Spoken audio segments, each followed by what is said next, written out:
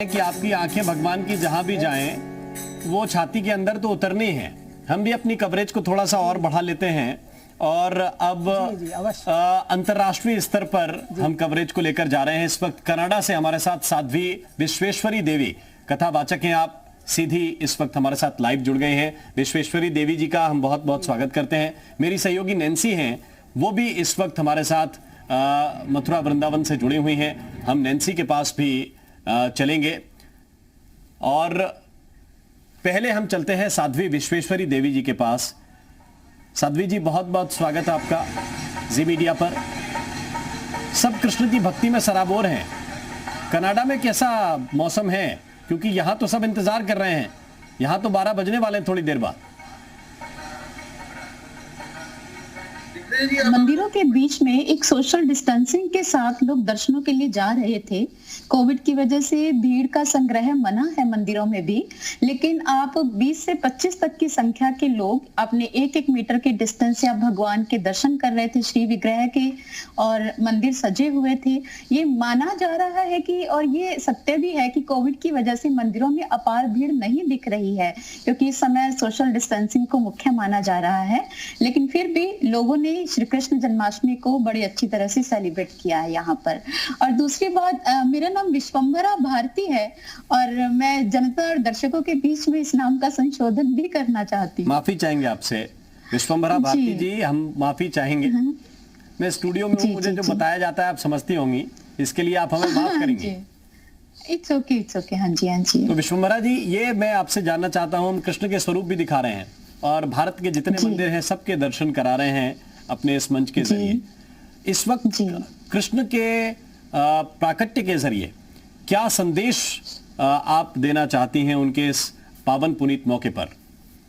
जी देखिए, श्री कृष्ण भगवान को जगत गुरु की उपाधि से मंडित किया गया। कहा भी गया, वसुदेव सुतं देवं कंस चाणूर मर्दनम देवकी परमानंदम कृष्णम वंदे जगत गुरुम।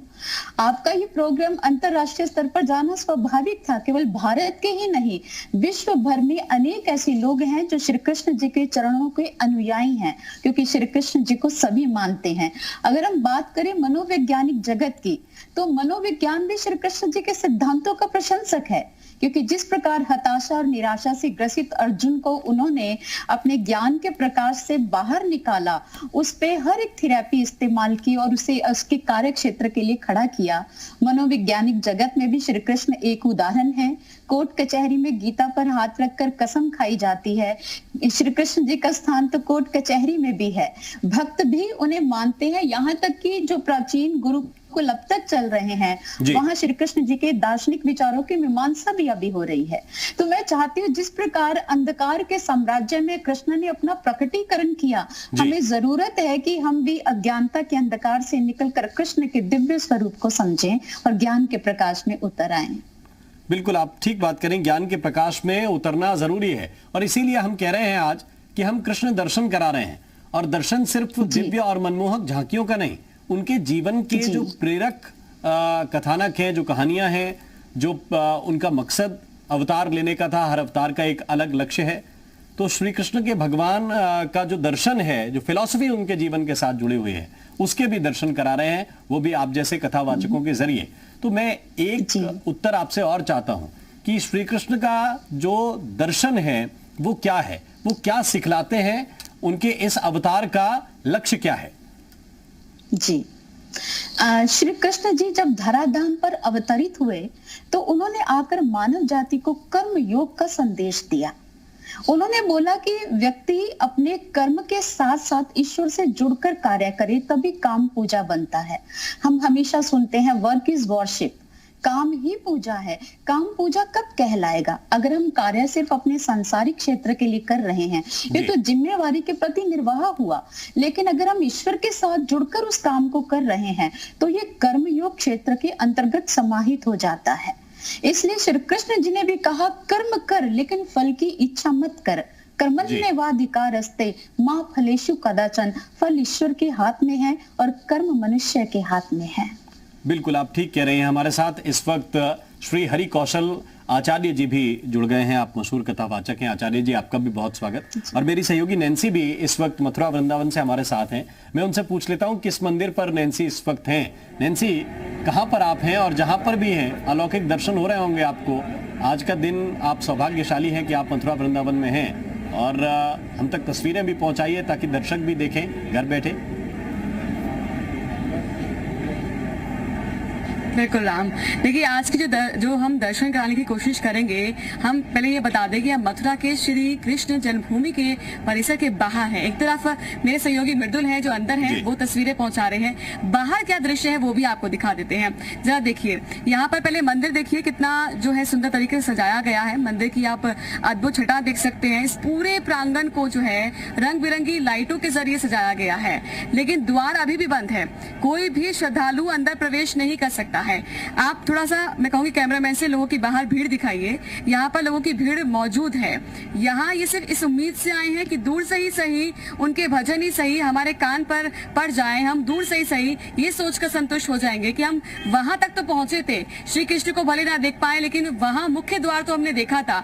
यही भावना लेकर और इसी भक्ति भाव में भाव विभोर होकर यहाँ पर लोग पहुंचे हैं, भगवान श्री कृष्ण के दर्शन करने के इच्छुक हैं। लेकिन देखिए, आज जन्माष्टमी है। इस उत्सव में हर कोई खुशी मना रहा है अपने घर में, और यहाँ पर खुशी किस तरह से मनाई जा रही है। गेट पर आकर, ये मुख्य द्वार पर आकर, गेट नंबर 1 पर हम खड़े हैं श्री कृष्ण जन्मभूमि के, और यहाँ पर सिर्फ बाहर से ही लोग देख रहे हैं कि क्या कुछ अंदर हो रहा है, क्योंकि यहाँ पर एलईडी जो स्क्रीन हैं वो भी लगाई गई है, बड़ी बड़ी स्क्रीन लगाई गई हैं ताकि अंदर किस तरह की पूजा पाठ चल रही है वो लोग देख सके। काफी लोग यहाँ पर मौजूद हैं और सिर्फ बाहर से ही दर्शन करने के लिए आए कि घर में क्या करेंगे राम, हम जो है पूरी कोशिश कर रहे हैं राम की दिखा भी सके। और इसमें जो कृष्ण जी हैं, बिल्कुल ठीक कह रहे हैं नैन्सी, ये कोविड और कोरोना का काल है जिसमें बहुत सारी बंदिशें लोगों के लिए लगाई गई हैं, लेकिन जो मथुरा के लोग हैं, जो वृंदावन के लोग हैं, उन्होंने इस तरह से संभवतः कभी जन्माष्टमी नहीं मनाई होगी। वो तो पूरे हर्षोल्लास के साथ आनंद में डूबने के आदी हैं, और फिर वो घर में कैसे रह जाते। जितनी गुंजाइशें हैं, जहां तक रोक नहीं है वहां तक पहुंच रहे हैं। श्री हरि कौशल आचार्य जी के पास हम चलते हैं। आचार्य जी, बंदिशें भी हैं। राधे राधे। श्री राधे महाराज जी, बंदिशें भी, और इन बंदिशों के बीच श्री कृष्ण जी ने जीना भी सिखाया। हर तरह के परिवेश में जीना सिखाया। जहां पर बंदिशें हैं उसमें जीना सिखाया, जहां पर खुलकर जीना है वहां वृंदावन में उन्होंने जीवन का आनंद भी लिया, अपने साथी गोपालों को भी कराया।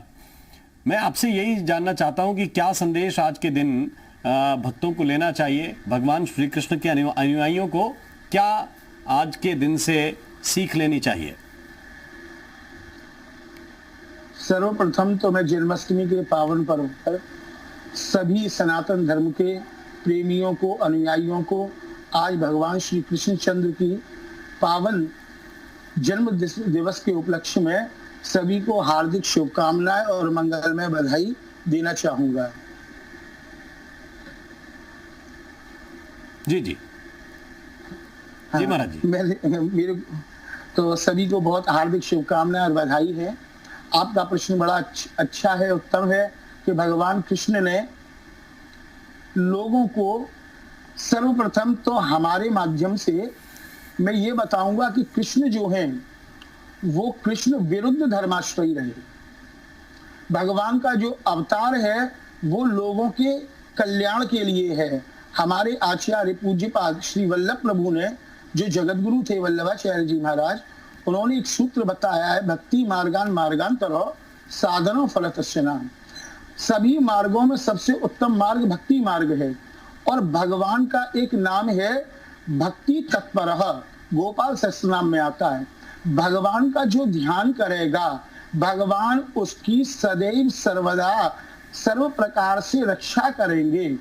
जिस प्रकार से, जैसे एक सूत्र आचार्य जी ने, वल्लभ प्रभु ने बताया कि भगवत रक्षतो न नश्यति, जो भगवान के आश्रित है वो कभी भी नष्ट होने वाला नहीं है। सदैव सर्वदा प्रभु उसकी उसी प्रकार से रक्षा करते हैं जिस प्रकार से एक माता अपने शिशु की जब तक वो गोदी में रहता है तो उसकी सर्दी से, गर्मी से, भूख से, प्यास से सभी प्रकार से सेवा करती है। उसी प्रकार भगवान हम लोगों के संसार में अपने भक्तों की सदैव और सर्वदा रक्षा करते हैं, पोषण करते हैं, और उनको सदैव और सर्वदा संतुष्ट करते हैं।